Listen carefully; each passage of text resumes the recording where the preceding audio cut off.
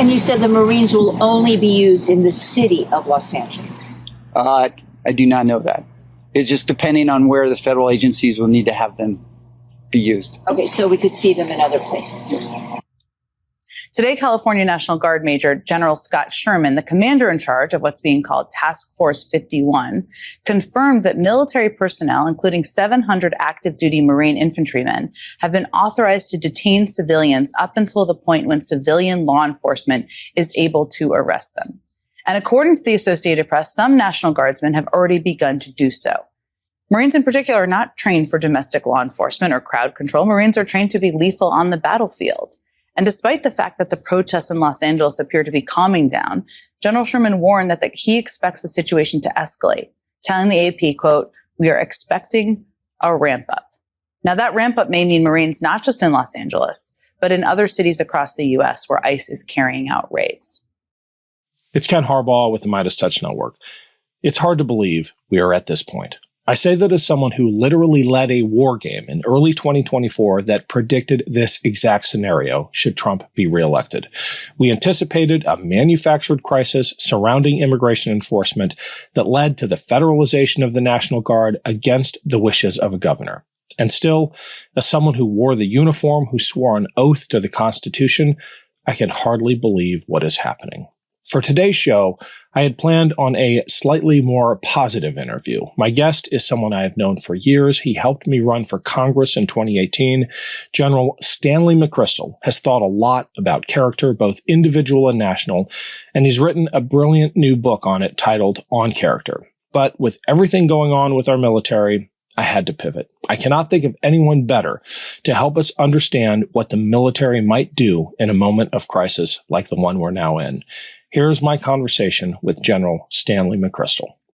Welcome to the Ken Harbaugh Show. My guest today is General Stanley McChrystal, a retired four-star Army general who commanded coalition forces in Afghanistan, was featured in the MeidasTouch Studios film Against All Enemies, and is the author of the recent book On Character. And Stan and I go back. So to make sure the vets watching this don't get too mad at me, I'm going to call him Stan because that's how we roll. Stan, I would love to get into the book with you. There is so much I want to ask about, but in just the last 48 hours, I have gotten literally hundreds of comments and dozens of emails from people who are afraid. They're afraid of what's happening in LA. Some of them watched the speech in Fort Bragg. And a common refrain is, can we trust the military?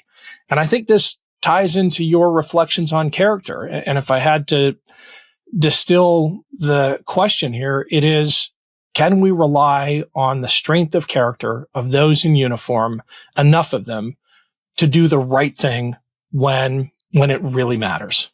Yeah, Ken, thanks for having me, and thanks for asking that question. And the answer is the American people have a character, and it is pretty broad, and at times it's pretty divisive as it is right now. And it can be dangerous because it can create dynamics inside the society that do things that we don't like. The U.S. military essentially is a mirror of the American people. Now, granted, it is a certain demographic in terms of age and focus and whatnot, and they chose to because it's a voluntary military, but still it's a representative entity. So when we ask, can we trust the military? I think the first question is, can we trust ourselves? And that's a question each of us have got to answer because we all have a responsibility to be a part of this right now. We sometimes sit on the sideline. Only 65% of us voted in the last election. So whichever candidate had won would have won with less than 50% of the 65% of the qualified voters who voted. So down in the 30%. So that's first, the question is, do we believe in our democracy enough to practice it? And so that's sort of the first question we have to ask ourselves.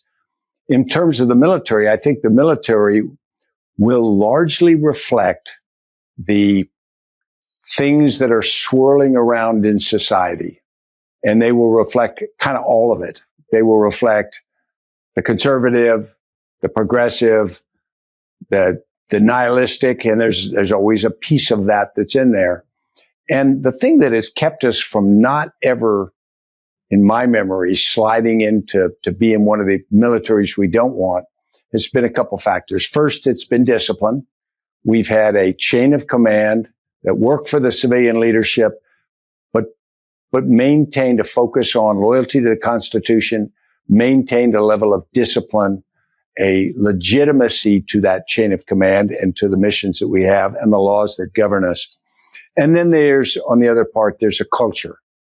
And the culture in the military largely overlapped that one of discipline, in that the culture of the military took pride in the fact that we were not political, took pride in the fact that we had not done some of the things that many of us who served around the world saw. We saw many third world nations where the military had disproportionate power, wealth in some cases, all the things that having a gun can give you in a society. And so those two were largely overlapped, the culture and the discipline. Now the question is whether the culture is being pried away from the discipline. And there are people who would benefit from that. There are opportunists, and not just at the national level. There are opportunists at every level who will get some benefit from having the U.S. military start to be different from what it has always been, be more malleable, maybe useful in a political sense. And unfortunately, that is a slippery slope that it's hard to come back up from. So I think we are at a point of great danger. I think there are thoughtful people in the military aware of that. But I think we as Americans have got to, as citizens not in uniform now, have got to understand it's really hard for those military leaders to be the people to stop that dynamic that's happening. It's really got to come from the American people writ large, because military leaders can say what they think is lawful or not lawful within certain limits, but we have trained and required them to be sort of willing servants of the leadership that commands them. And so if we suddenly want the military not to do that, then it's a big ask. Hey, it's Ken Harbaugh. Huge shout out to everyone who has supported this show via our Patreon page. If you want to weigh in with questions for upcoming guests or give us feedback on past guests or make sure you never miss an episode, click the link below. It's free to sign up. And if you're able to pitch in a few bucks a month, just know that we put every dollar back into the show. We do have another reporting trip to Ukraine coming up. Thanks for the help. In your 34 years in uniform, did you ever have to contemplate this kind of character test? I certainly never did. I served for 9 years. I wasn't even prepared for it. We didn't take classes on how not to obey orders. We only took classes on how to obey orders. And it just strikes me as not just a dangerous moment, but a very confusing moment for a culture conditioned in obedience and serving civilian masters, when we have civilian masters that might not be reflecting the same loyalty to the oath we swore. Yeah. No, I never experienced it. There were times things came from higher headquarters. You go, boy, that's dumber than dirt, or I don't think that's a good plan. But I never was in a situation where I thought it was unlawful or with any kind of corrosive intent or effect. You talked about culture and discipline as hallmarks of the military and hopefully a kind of bulwark against the potential for unlawful or unconstitutional orders being carried out. The discipline piece of that factors into your formula for character, right? But it cuts both ways, because a disciplined force can be just as dangerous to democracy or stability if their convictions are not ones rooted in the same values. And this is something that as a thinker, as a general, you've done a better job at articulating than anybody else when you talk about the conviction of the enemies you faced in battles far afield. Yeah. And Ken, I think you're exactly right on that. The discipline can be imposed, or it can already be there in a group of people in an army or a military entity. And that can be reflected in suicide bombing. That can be reflected in kamikaze strikes. People's willingness to do what they are ordered to do can be absolute. And they will look at people, Japanese soldiers who stayed in the jungles for decades after the Second World War because they thought that was their mission. It's the conviction part that's so important. And there's a range of convictions. There is absolute room for us all not to believe exactly the same thing. We may define our values slightly differently. We may have our priorities different.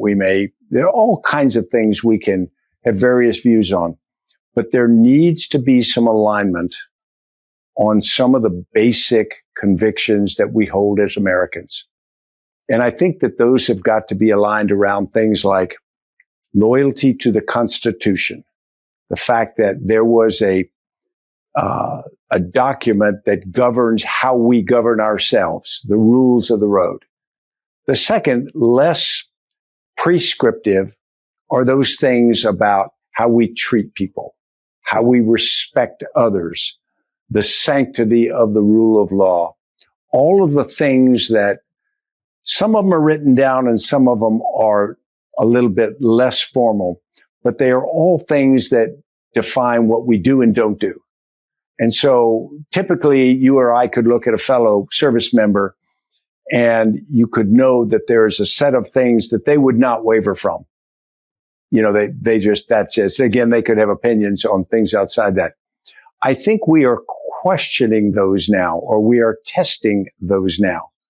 And I think that is, that's dangerous business.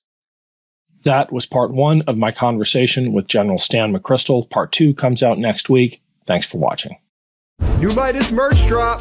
Check out the latest pro-democracy sticker packs, t-shirts, hats, sweatshirts, and more. All at store.MeidasTouch.com.